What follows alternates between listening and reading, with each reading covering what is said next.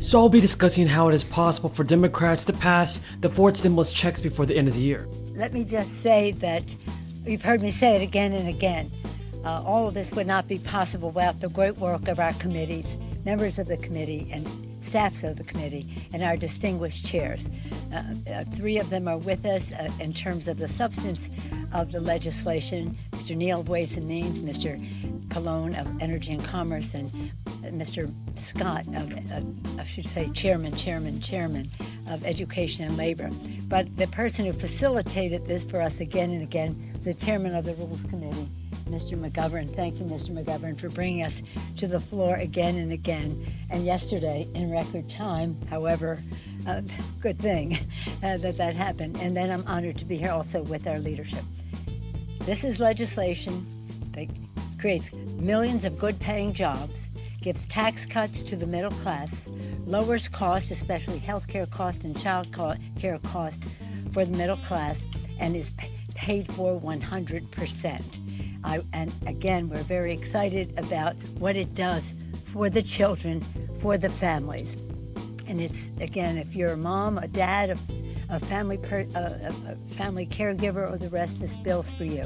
If you care about the planet and how we pass it on to our children, this bill's for you. Whether it's about right now their health and their health and well-being, whether it's good-paying jobs for their family and green technology, good union jobs, if it's the security of our country by preventing and hoping to mitigate for conflicts that come from conflict over resources and habitat. It's a national security issue and, of course, a moral issue to pass the planet on in good shape to future generations. So with that, I'm honored to be here with them and with members of our leadership. Mr. Aguilar, I know that distinguished Chairman Mr. Jeffries had a plane. Thank you, Mr. Aguilar. How many hours were you in the chair last night? Too many, but very well. Excuse me. And then distinguished Chair of the DCCC, Mr. Maloney. We are.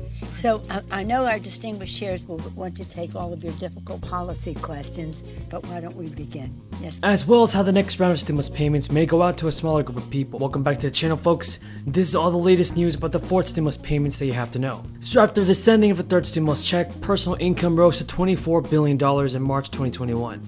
Since then, the figure has trended downward, and in September hit around $20 billion in total. One of the main factors driving the decrease was the ending of the federal crisis-related unemployment benefit programs, which dropped from an average of 2% of personal income from April to August. As unemployment benefits ended, more than 8 million workers in the country quit their jobs, providing new evidence that the benefits are not keeping people from re-entering the workforce. Still, nearly 30% of American adults had trouble paying usual household expenses, as of early October, as the harm of the economy and livelihoods from the crisis continues. So with prices up across the economy and the holiday season approaching, many people are hoping that Congress will pass another round of stimulus payments in December. A fourth stimulus check could be included in the Build Back Better Act, and the House of Representatives has already approved that they would extend the current structure of the child tax credit for another year. This provides some relief to families. And changes to the value and distribution of the child tax credit were made under the American Rescue Plan. These alterations increased eligibility to 24 million children, and in July, the IRS began distributing monthly payments. For each child under 6, families received $300, and for those between 6 and 17, a $250 payment is made. The last payment in 2021 will be made on December 15th, and the remaining value of the credit will be paid when families file their taxes in the spring. Now, studies of the initial payments, which began in July, have reduced hardship for families with children, lifting 3 million children out of poverty. And researchers with the Center on Budget and Policy Priorities have also found that the vast majority of parents with low incomes are spending their child tax credit payments on basic needs, like food, housing, and utility bills, and as well as education. This can help give their children a stronger start in life. And although the extension included the Build Back Better Act is only for 1 year, and not until 2025, as the White House had called for the change making the tax provision fully refundable, would become permanent. And this will be a boost for low-income families who previously couldn't begin to claim the credit unless they had earned income over $2,500 prior to the changes. Now, Biden's Now, Biden House passed $1.8 trillion Build Back Better bill promises to expand the social safety net for the poor.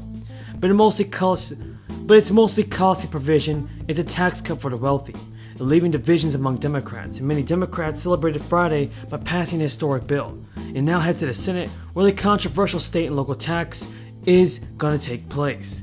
In the bill's current form, taxpayers could deduct up to $80,000 in state and local taxes from the federal tax bill, up from the $10,000 cap that's put in place as part of the former president's tax cuts. And while most House progressives voted for the bill's tax cut, some Democrats voted no. And according to the Nonpartisan Tax Policy Center, middle-income households will get a tax break averaging $20, as only 10% of all filers even itemize their deductions. Nancy Pelosi told reporters during her weekly press conference, as a supporter of that particular measure in the bill, it's not about tax cuts for the wealthy people, it's about services for the American people. After the bill's passing, Pelosi said, "We'll see where we need to. Shall we say reconcile our differences?" Thank you again for your support, everybody. If you have any more questions about the fourth stimulus check, leave them in the comments below.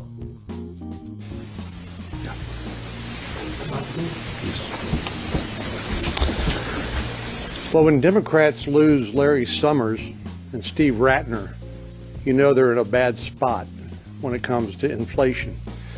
But they've said what is very obvious to anybody who's been paying attention, as Senator Thune and others have said.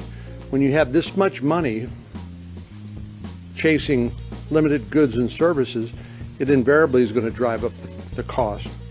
And we've heard the statistics before. Obviously, with Thanksgiving right around the edge, we're thinking about our usual families gathering around the table and enjoying a great meal. But things like common purchases like eggs are up 12%. And it'll also, for those who are traveling by car or truck or other vehicle, it's going to cost a lot more at the pump. Gas prices are up 60% from last year. And the fact of the matter is that no one's wages are growing at that rate. And so what's happening, effectively, their purchasing power, or people who are on limited income or fixed incomes, or who are not enjoying pay raises at that rate, which nobody is, it's a silent tax on consumers. And the best thing that the administration could do is to stop this reckless spending that they are proposing in the Build Back Better bill, otherwise known as the reckless tax and spending spree. That would be the single most effective thing to keep inflation from eating up consumers' income and raising prices on commodities.